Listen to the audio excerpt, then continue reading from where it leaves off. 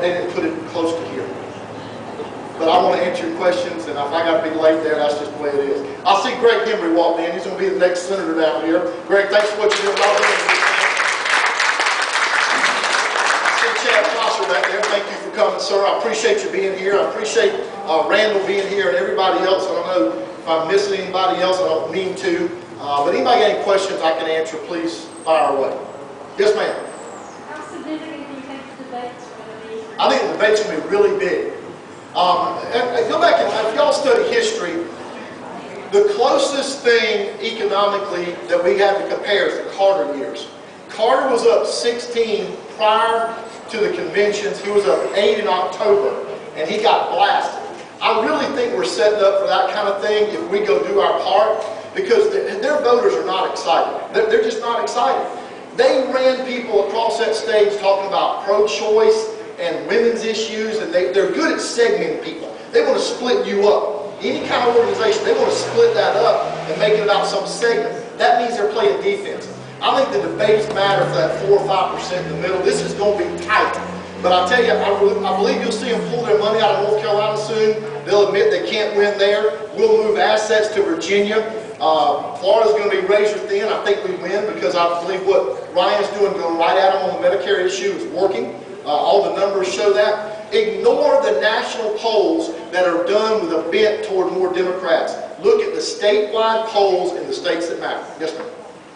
Is Obama going to tell the reporters what to ask them? Say again? Is Obama going to tell them? No, never.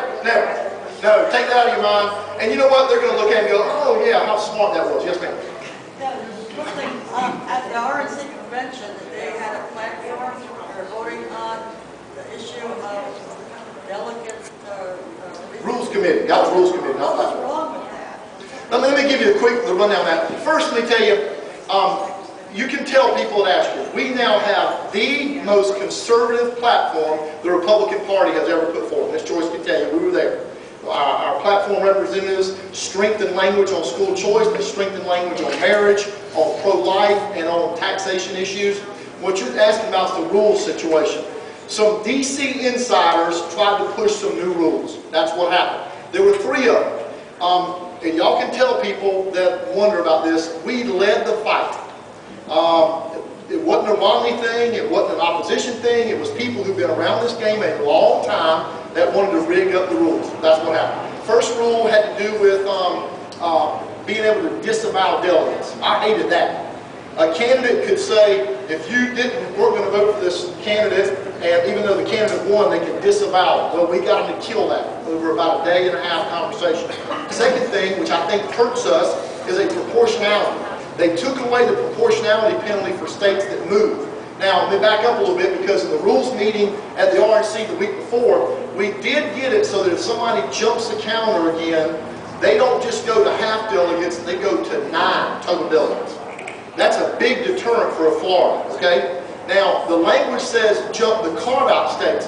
I tried to put in language for the carve-out states being Iowa, New Hampshire, South Carolina, Nevada. We couldn't get that done. So if I do run again for chairman, if I get reelected, we'll have to fight that battle next May at the chairman's meeting. That'll be the next kind of thing to look at. But it is a big deal because it ensures our first in the South spot. But proportionality hurts us because it could squeeze down the calendar and we get a national election for a primary. We don't like that. But it's a 75% vote to change things on the committee. It's a high bar, but I think there's a real stomach for fixing that one. And then the last one was being able to change rules between conventions.